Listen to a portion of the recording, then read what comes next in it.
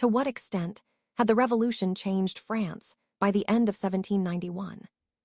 The French Revolution had profoundly changed France by the end of 1791, fundamentally dismantling the core political, social, legal, and economic structures of the Ancien Régime and establishing the framework of a constitutional monarchy. However, these changes were incomplete and fragile. Many reforms remained contested. The monarchy was weakened rather than genuinely empowered within the new system. Divisions had deepened, and several key revolutionary aims, notably full political equality and national reconciliation, had not been achieved.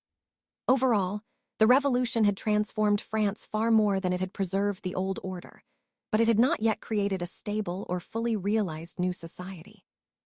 The most decisive political change was the destruction of absolute monarchy and the creation of France's first written constitution.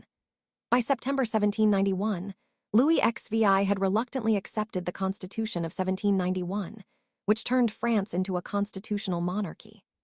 The king retained executive powers, including appointment of ministers and a suspensive veto, but sovereignty now resided in the nation, expressed through a single-chamber legislative assembly. This represented a complete break from the absolutist principle of l'état, c'est moi. The old sovereign institutions, the parliaments, provincial estates, and venal offices, had been abolished, replaced by elected local governments organized into 83 departments. These structural changes were revolutionary and irreversible by late 1791. They could not have been undone without counter-revolution.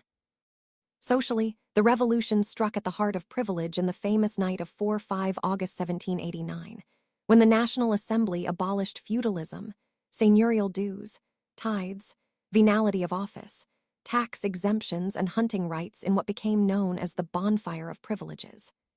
By 1791, most of these remnants of feudal hierarchy had been eradicated in law, even if some redemption payments lingered.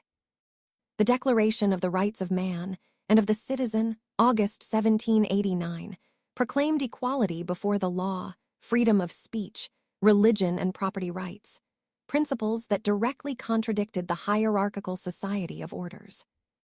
While these rights were limited in practice, most notably by the distinction between active and passive citizens in the 1791 Constitution, which restricted full voting rights to wealthier taxpayers, the legal and ideological shift away from birth-based privilege was profound and long-lasting. The position of the Catholic Church, a pillar of the old regime, was dramatically altered. The nationalization of church lands, November 1789, and their sale as assignats provided crucial financial support for the revolution.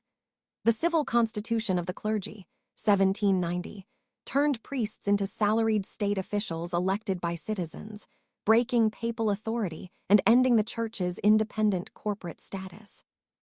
By late 1791, after the papal condemnation and the refusal of many priests to take the oath, France was experiencing the beginnings of a religious schism that would fuel counter-revolutionary sentiment, especially in the West.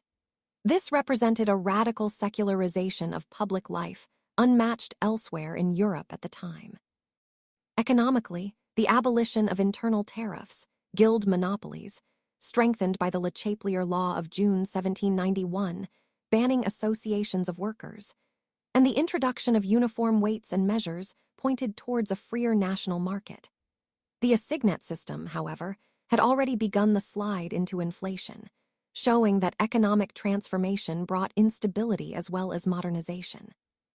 Despite these sweeping changes, important limitations and continuities existed by the end of 1791.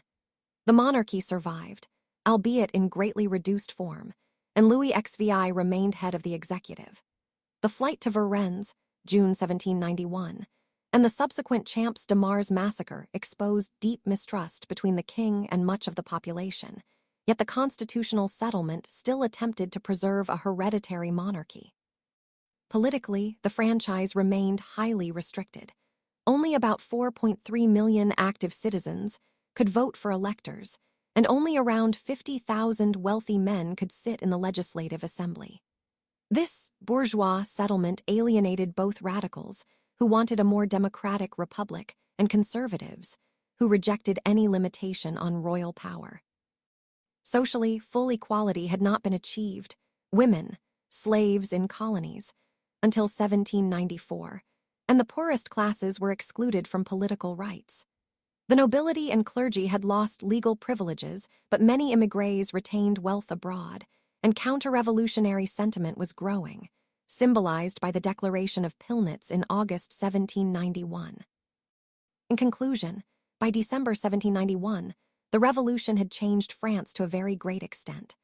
The political absolutism, fiscal privileges, feudal rights, and corporate independence of the church that had defined the Ancien Régime had been largely destroyed in law and in considerable part in practice.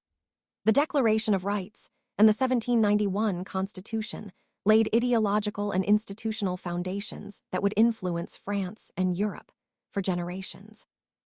However, the new order remained precarious. The king was unreliable, the religious schism divisive, the franchise narrow, and economic stability threatened. The revolution had decisively broken with the past, but had not yet consolidated a stable, inclusive future. The changes of 1789–1791 were therefore fundamental rather than total, revolutionary in scope, but still contested and incomplete.